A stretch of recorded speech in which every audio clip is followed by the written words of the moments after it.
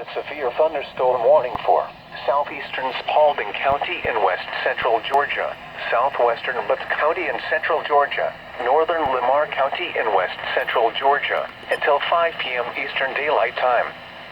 At 4:11 p.m. Eastern northern Lamar County in west central Georgia, until 5 p.m. Eastern Daylight Time.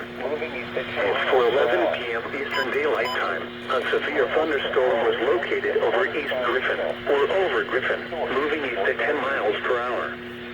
Hazard, 60 miles per hour wind gusts and quarter-size hail. Source, radar indicated. Impact, hail damage to vehicles in Orchard Hill. Expected damage to roofs, siding, and trees. Locations impacted include Griffin, Orchard Hill, East Griffin, Liberty Hill, Experiment, Walker Mill, and Chapel Mill. For your protection, move to an interior room on the lowest floor of the building.